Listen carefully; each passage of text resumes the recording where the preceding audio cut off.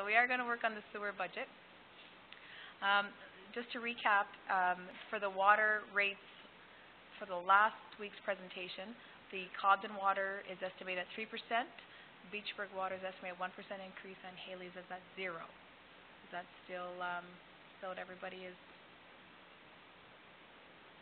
Did we consider a minimum charge of the residential for metered? So if they don't hit the minimum charge of a residential rate, that's their minimum charge for the year. Yes. If they go over, then obviously you go by the metered rate, but the minimum metered rate should be the residential rate or a commercial rate if it's a commercial, like really. Sure, yeah, sure. The only meters we have are commercial. Yeah. So I guess my suggestion then is that a minimum rate should be established for those meters, because if somebody's only getting charged $36, that's not acceptable in my mind, because a residential person is paying at least that. That's right. Now so either be a commercial or a residential minimum. Councillor Olmsted? Yeah, I'd suggest that there can't be any charge lower than the residential rate or small commercial rate. That has to be the minimum standard. I agree. Mayor Johnson? Have we checked with industrial meter rates in Pembroke and Renfrew? I haven't. Oh, a couple of years ago I did, but I don't remember what they are. Okay, no, and I didn't expect you to, but would it be possible that might be worth looking into? Because I think they're,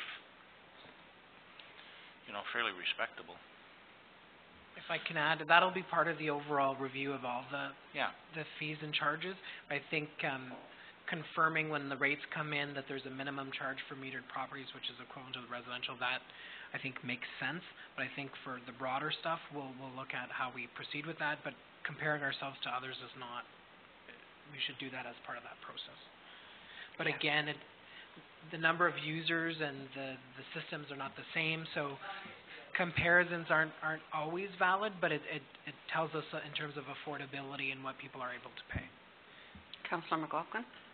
So do we need a motion or to adjust that to a minimum of one residential rate for the meter? I think I can note it in the minutes as a direction, and then when the bylaw comes forward at the next meeting, we'll make sure that when we identify the rates and how they apply, that is specified in there. So I've just noted it as direction. Okay, so long as it's specified and it's going to happen, I'm good with it.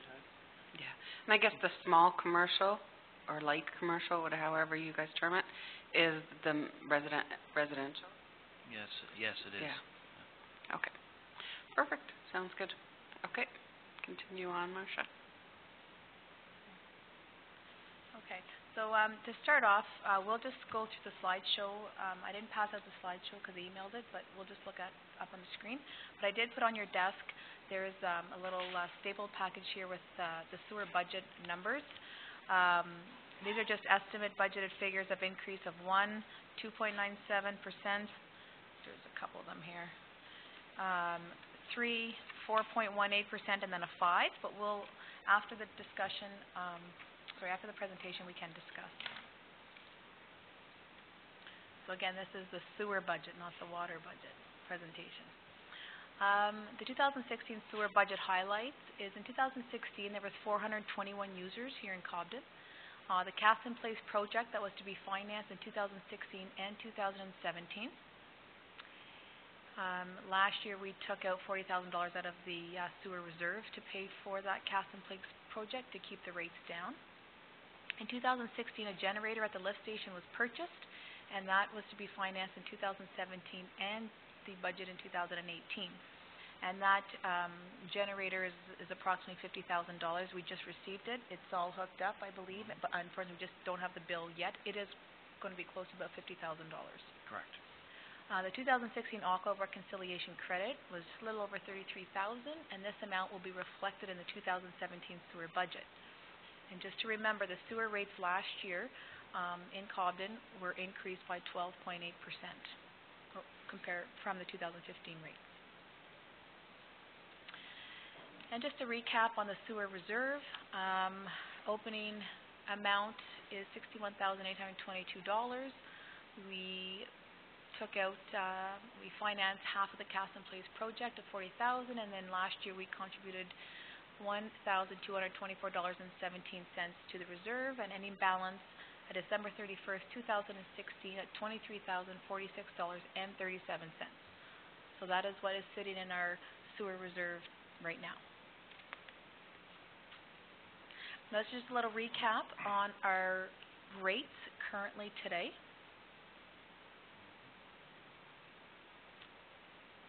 And this is just a recap of the residential sewer rates. It just kind of gives you a little bit of a visual graph here. So in 2004 to 2016, again, I want to highlight that from 2004 to 2010, there was no sewer rate increases.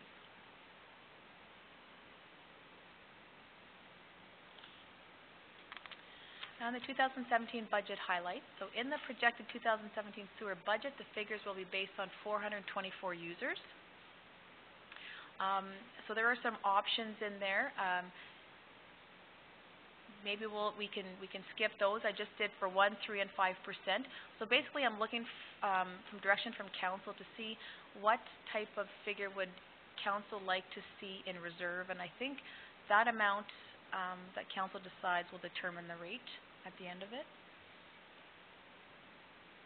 I have one question, Marcia. Sure. You mentioned the surplus was going to be reflected in the reconciliation credit was going to be reflected in the actual budget. Yes. I don't see it. Well, so what it is the $266,000. What they did was Aqua, they took that number off of their bills for 2017.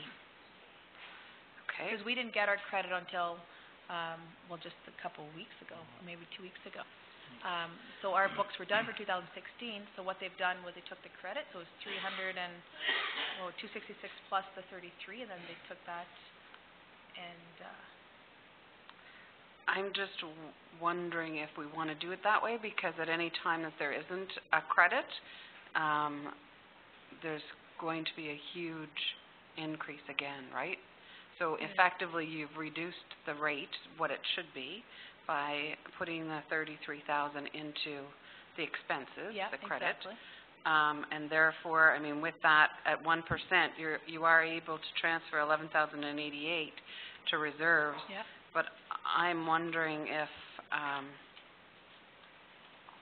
more of that $33,000 should be reflected, because next year you don't normally get a credit, do you? Well, we have been. Yeah, we do. We have been with Aqua. But the problem is it doesn't come till the following year. Right. So it'd be So nice if it you've reflected that credit in the same line every year? Yes. Like the same way we've been doing it every year. Okay. Yeah, and even in the water, we've been doing that. It's just I see the budget itself going down by $22,000. Yeah. I don't know. I think, well, Steve can probably talk, but I think they realize, especially in Cobden, with the sewer plant, they're not going to be doing as much. If you look at what we're looking at for equipment repairs and maintenance and building repairs and maintenance, their capital forecast for this year is minimal. They have, that said though, because they don't want to spend any amount of money on this plant knowing it's going to be upgraded, but I mean, they still have to put aside at least $10,000 for emergency repairs and pumps and whatnot, so. So this year, Aqua doesn't believe that it's going to cost them any more than $266,000 to run that plant. Okay, I just see it as such a, I don't want to really see it at 1%, because we are going to have such a huge increase once we start building, right, and financing that. That's right. Which is another 5 years, before we start financing it. So. Exactly. Councillor Olmsted? As we're coming to a close in our term in office, I'd like to leave the next council in a real good position, especially if not many of us are sitting at the table next time around, and this is a big project that's going to be underway. I would really like to see the reserves bumped up. So I'd really like, I hate to say this because I'm a triple or quadruple user in town here, but I'd like to see a 5% increase.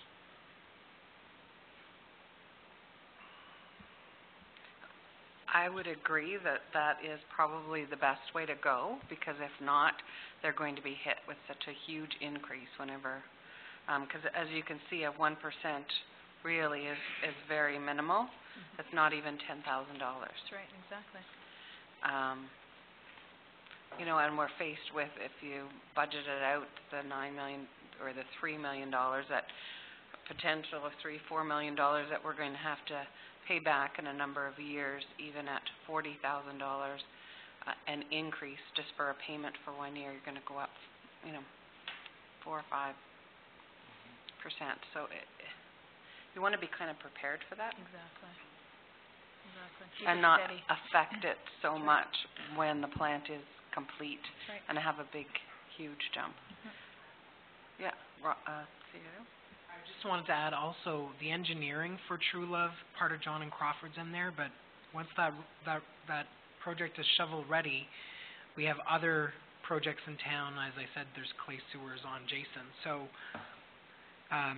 yes, we get $28,000 in reserves, which will be helpful, but yes, it helps stabilize the rate. So yes, the plant hasn't been, that's unfinanced work that will have to be financed, but there's also, don't forget, all the other infrastructure that needs to happen within the village. So it is important to look at the sustainability long term and getting ready for the infrastructure work that's required, not just the plant, but also the sewer road. The road side is on tax supported, but sewers and water and True Love, yes, we will apply for grants. The issue is we've applied twice and been refused, but the other side of the village also will require significant investment, engineering, and replacement as well.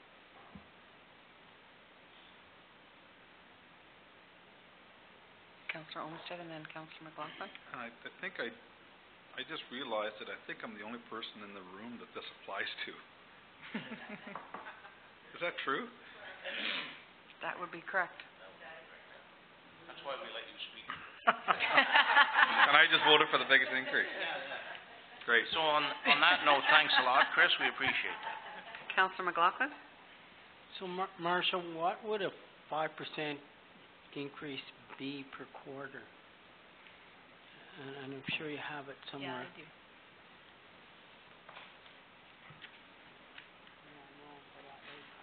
So if you increase the rates by 5%, the current rate is for residential is $191.57, and when a 5% increase is $201.15 quarterly.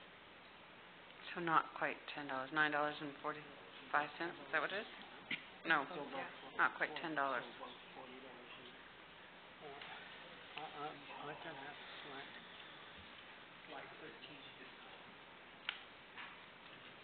Steve? Thank you. Further to what Rob said, very, very good point. And it's not only the plant that the users have to contend with in terms of pain, but there's operational costs every year, and we've made a commitment to the province that we are going to try to tighten up our sanitary system. That means every year or every other year, we've got to aggressively go after funding and have these projects ready to go. So we've got to tighten this system up. And we've also, with the technology we've chosen, every year we've got to put money in reserves in preparation for in 5 to 7, 8, 9 years, whatever it may be. We have to replace membranes in this plant. So, Rob makes a good point. That's all I have to say. Okay. Marcia? Okay, so we'll continue on. For the 2017 budget, Aqua is looking at doing some video flush, about 20% of the sewer lines this year. And the equipment repairs and supplies, you'll see that it's drastically decreased to only $1,000 for the budgeted 2017 year. And obviously, those are for obvious reasons that Aqua decided to do little to no repairs due to the upgrade on the sewer plant. The miscellaneous GL, $10,500 is budgeted for tool allowance and miscellaneous amounts. That may come up during the year. Yeah, that's your emergency. You know, if we have chlorine pumps that fail, $3,000 a pop, you know, that's your emergency fund. Now, on the capital side of things, there's $42,801 that is the unfinanced portion of the Cast in Place project, and then next year, 2018, that will not be on the budget because it will be completely financed. This year, $25,000 for the unfinanced portion of the generator at the lift station, and then the 20% the sewer cost for the True Love and design and engineering. Again, next year, that won't be on it, the budget. Has there been anything set aside in the budget with regards to, and it might affect more of with the roads as well as, the sewer catch basins, the storm sewer? That's incorporated into the roads portion. Okay, perfect.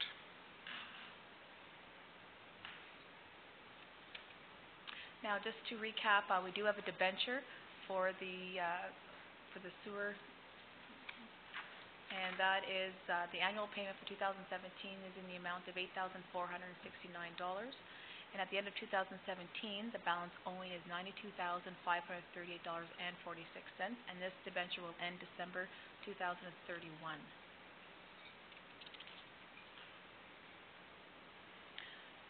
Okay, so Daryl, this will touch the question that you had. Just at a 1% increase for the users, it will be a quarterly increase of $1.92, which is a yearly increase of $7.68 if we increase the rates by 1%. A 3% increase will be a $23 per year increase on the residential rates. And then a 5% increase is a $9.48 quarterly rate increase, which is a yearly $38.32 per year. And by having the 5% increase, it gives us transfer to reserves of $28,346, which will bring our reserves to approximately $52,000 at the end of the year. And we're not, like in this budget, we will not be pulling anything out of the reserves. Any further discussion on this budget? Is everybody in favor of the 5% as suggested?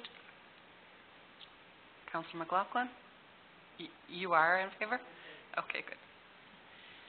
Okay, so I guess there's your direction, the 5%. Perfect, thank you. If we go on to the next item. Oh, all those in favor?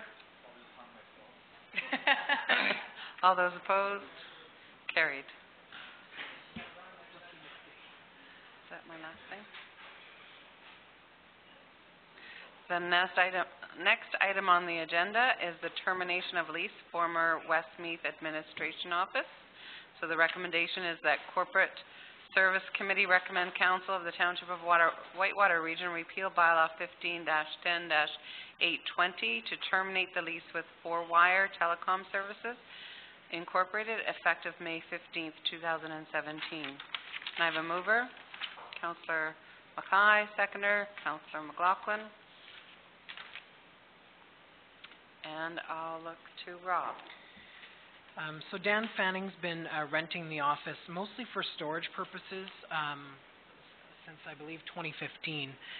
We accessed the building, I believe the mayor and I, when I first started, just to get a sense of the facilities we had, but also the old vault, because it's part of our records management, and we know that the basement here has some moisture issues.